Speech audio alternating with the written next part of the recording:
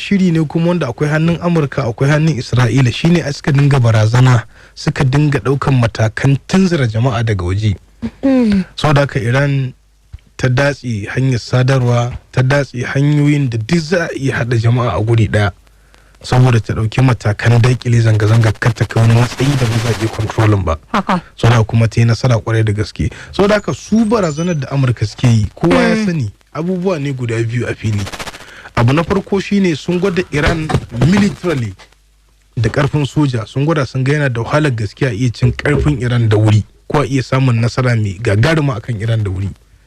Saboda haka sai suka ganin bari su dawo su yi wannan dabarar su kirkiro wata rigima a cikin Iran a ƙarƙashin wannan zanga-zangar ko rigimar da za su kirkiro.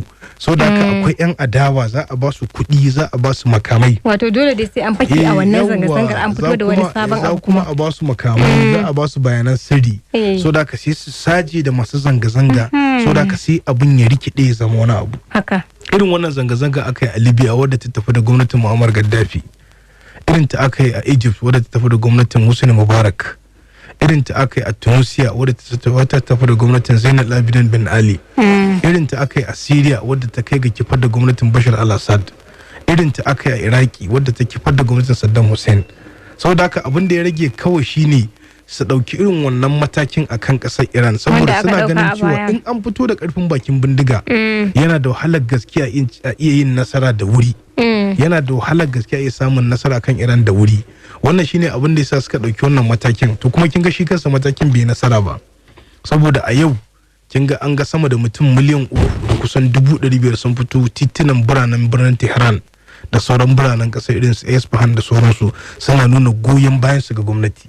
Kin ga kya iya cewa shirin Amurka da Isra'ila ya kare ta wannan sosai. Saboda haka tattaunawa kuma dama akwai ta tsakanin Amurka da ƙasar Iran akan abin da ya shafi makamin nukiliyar Iran.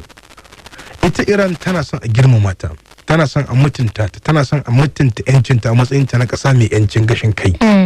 Saboda haka ita kuma Amurka tana son Iran ta zo ta kaskantar da kanta, ta nuna cewa za ta yi dismantling duk nuclear site ɗinta kuma za ta takaita samar da uranium ɗinta. Ita kuma taƙi. Saboda mallakan makamin nukiliya a gurin Iran shi kaɗai ne abin da zai kai ga Amurka da Isra'ila su kan mata mara ta fitsari. Idan ku Iran ta kuskura ta yi ganganci wanda abu ne mai wahalar gaske ba zai yi ba. A ce yau an wayi gari Isra'ila da Amurka sun tabbatar Iran shirinta na makamin nukiliya ya dawo zero. To babu ku shakka Fatima sai abin da gani a Iran. Wannan kuma wani abu ne da ke da wahalar gaske. Amma wannan zanga-zangar da aka yi ta kwana 16 ai yar manuniya ce ta ƙara nuna ƙarfin Iran, ta ƙara nuna irin birin ƙasar da Iran ta yi, ta ƙara nuna irin yadda karan Iran ya kai tsaiko. Wadda ana ganin bata kai ba. Kwarai da gaske idan kika duba za ki ga an datse duk hanyar sadarwa a ƙasar. Ta akwai wani kamfani Starlink wanda wani ɗan kasuwa Amurka Elon Musk ya samar. Saboda haka sai aka dinga amfani da wannan shi network ɗin da shi kamfanin ya samar. Amma wani abu na farko ko wani abu da ba a taɓa tunani ba sai da Iran ta hana wannan network ɗin aiki. Wannan shine abin da ya tada America hankali. Saboda haka Iran ta yi nisa, ta yi ƙarfi abin da ya shafi kimiyya da fasaha. Saboda haka a ɓangaren soja ma yana da wahalar gaske sun yadda cewa iya cin mata da wuri. Saboda haka abin da ya rage kawai shine ita Amurka ta wato naɗe ta bar makunyata da hauka, ta zo da wannan bayanin a matsayin Iran ta nemi neman sulhu ko tattaunawa. To kuma Iran ba za ta ki sulhu ba saboda ita ma tana da bukatu a gurin Amurka ko a gurin kasashen duniya. Yau Iran tana neman a ɗauki matakai wanda za su kai ga sassauta mata matakai da aka sana kare tattalin arziki. Babu ku shakka kuma su ma Amurka sun san Iran tana da wannan bukatun. Saboda haka idan an koma kan teburin sulhu, an koma kan teburin diplomasiya Fatima, za a iya samun abin da ake so kuma za a iya saka wa Iran din mara koya ta fitsari. Amma sai dai muradan Amurka da bukatun ita Isra'ila yana da wahalar yiwa a wannan lokacin a ce yayi. Sai dai mu jira mu ga tattaunawa da shi shugaba Trump faɗa. Wataƙila akwai wani bakon abun da ba mu sani ba, daga baya ma iya sani. Wannan haka yake. To Malam Shamiru mu je ga wannan labarin inda ministan harkokin wajen Iran Abbas Araghchi ya bayyana cewa jami'an tsaro sun shawo kan zanga-zangar kin jinin gwamnati da aka shafe kwanaki ana yi a kasar. To a dama kin san su Iran kamar da muka sha faɗa a baya wato suna da ƙwarewa ƙwarai da gaske kuma suna hango matsala tun kafin ta zo su yi ƙoƙarin ɗaukan matakin daƙile ta tun kafin ta zo. Juyin juhali da aka yi a Iran a shekarar ta 1979 an yi shi ne don ya zauna, ba a yi shi don ya zo wata rana ya ruguje ba, ya zama cewa an ya tashi a tutar babu. Saboda haka sun ɗauki matakai kala-kala, domin idan kika duba za ki ga Iran akwai sojoji da suke ƙarƙashin shugaban ƙasa wanda sojoji ne na gwamnati, akwai sojoji waɗanda suke ƙarƙashin shugaban juyin halin wato Ayatollah Ruhollah Ali Khomeini wanda su kuma aikinsu kawai kare shi juyin mulkin. Saboda haka ko wannan zanga-zangar da aka yi ai har yanzu ba a kai ga matakin da jami'an da aka ɗauka don su kare juyin mulkin sun zo ga matakin da za su yi aiki ba. Wannan wata ƙaramar matsala ce wadda a cikin gida kawai 'yan sanda suka iya dakile ta. Saboda haka yana da wahalar gaske a iya ɗaukan wani mataki yanzu da wurwuri a iya cewa za a kai gwiwoyin mahukuntan Iran ƙasa ko kuma a karya gwamnatin musulunci kamar yadda ita Amurka da Isra'ila suke bukata. Abu ne mai wahalar gaske domin sun yi abin ne it come to stay.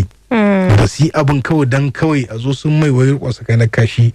Saboda haka daga lokacin da aka zo ana zanga-zanga irin wannan ko irin wadda aka yi a kasashen can da lissafu a cewa za su iya bada kai buriya, wannan abu ne mai wahalar gaske. Saboda haka za su iya takilin, za su iya kawo ƙarshen matsalar zanga-zangar, amma sai dai kawai dalilan da suka sa aka yi zanga-zangar ne yana da wahalar gaske su iya kawo ƙarshen su nan da wurori. Saboda kin gama na farko Iran tana cikin yanayi na matsi na tattalin arziki. Saboda takunkumai na kare tattalin arziki da na gaya miki kasashen Amurka da Turai sun rabta mata, akwai irin kayayyakin da ba a shigo da su Iran, akwai irin abubuwan Iran musamman mai ne take da shi, arzikin mai ne da ita za ki gaba kowa bane ke siyan manta an hana. Saboda haka Rasha ce da China da India suke su ne major wato buyers na arzikin ta na man fetur. To su ma kin ga abin da yasa suka kai haka saboda karansi ya kai tsaiko ne. Yana da wahalar gaske wani takunkumi ko wani mataki da Amurka za ta dauka a kansu economically ya iya yin tasiri ko ta barazana Amurka. Wannan shine abin da kawai rage mata. Saboda haka babu ko shakka idan an samu damar tattauna da shugaban Amurka da hukumomi daga gwamnatin Iran, wataƙila na san za a tattauna wannan babban matsalar, saboda wannan idan ba a magance dalilin matsalar ba Fatima za a iya waye gari Iraniyawa su ƙara fitowa su yi zanga-zangar matsin tattalin arziki ko kuncin rayuwa kuma ba a san abin da zai je dawo ba. Saboda haka duba ga abin da ya faru yanzu sun san akwai shiri na Amurka da Isra'ila a ƙarƙashin ƙasa, zai wahala ki ga sun gaza ɗaukan matakan da za su iya hana kawo irin wannan zanga-zanga a gaba. Zai wahala idan an zauna da ita hukumomin Iran da wakilan gwamnatin Amurka, yana da wahala ba a tattauna wata hanya wadda za a iya kawo yadda za a sassauta ita Iran din wato takunkumin kartar arziki da aka samu mata ba. Sai dai kamar da na ga miki mu jira mu gani, lokaci ne zai nuna mana. Malam Shamilu, mu je ga batun da ya shafi gwamnatin Birtaniya inda ta bayyana shirin kera wa kan sabbin manyan makamai masu linzami domin taimaka mata wajen kare kanta daga har-harar Rasha. To kana ganin wannan batu da ita Ukraine din ta yi zai iya tabbata? Ita Birtaniya? Zai iya tabbata. Ai dama su ne kanwa uwar gami na rikicin Ukraine da Rasha. Kuma kullum su ne suke yi wa ita Ukraine din turin kikin bera, turin jika ka mutu.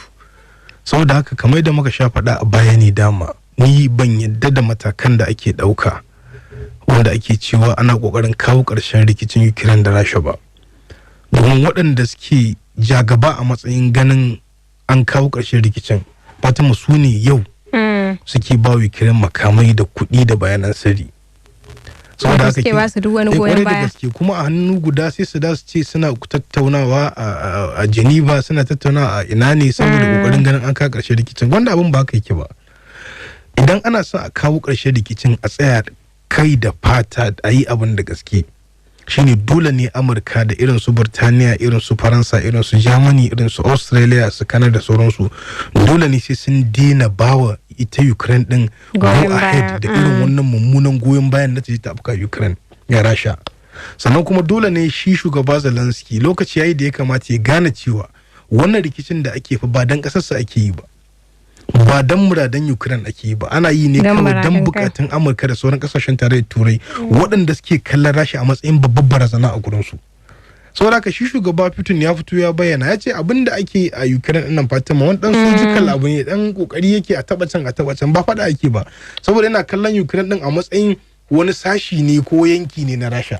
Saboda haka abin da yake magana shine abubuwa ne guda biyu tun daga farko rikicin nan har yau kuma bai canza ba. Dole ne Ukraine ta daina magana shiga kungiyar tarayyar tsaro ta NATO. Dole ne Ukraine ta daina magana kwato da ko dawo da yankunan ta Rasha ta mamaye da karfi. Saboda haka shi Putin yana ganin cewa idan aka daina wannan abubuwan guda biyu za ka ga rikicin, amma kuma su suna ganin cewa lokaci ne aka samu ko lokaci yayi da ya kamata a yi amfani da damar da ake da ita a ƙasa a kauda duk wata barazana da ake da ita daga Rasha. Kuma Rasha su sun sani cewa ba kan wallasa ba ce. Ai yanzu rikicin ba da Ukraine ake kai ba. Rikici ne ake yi da kasashen NATO gaba ɗaya da Amurka. Amma kin ga har yanzu an kasa kai ita Rashan ƙasa. Saboda haka wannan wani salo ne na kokarin prolonging rikicin ita Birtaniya take yi. Idan Birtaniya tana da wani abu da za ta iya don samar da zaman lafiya akan wani guri, me yasa Birtaniya ba ta hakikance akan yankin Greenland ba da Amurka take kokarin karbewa da karfin tuwo, wanda kuma Amurka Trump ya faɗa cewa ko suna so ko ba sa so ko da daɗi ko ba daɗi dole sai ya karɓe yankin Greenland. Kuma yanki ne wanda da ita Amurkan da sauran kasashen duniya musamman European Union suke amfanuwa da wajen. So da haka amma kin ga sun bar wannan rikicin da ya shafe su sun koma suna bawa Ukraine tallafin da ƙarshe Ukraine din zai jefa cikin haɗari. So da haka ƙarya suke Fatima, ba da gaske suke ba so suke a ƙarshe rikicin ba, in so suke a kawo za ki ga an zo sun ɗauki wani mataki wanda zai ƙarshe rikicin. Wannan shine kawai.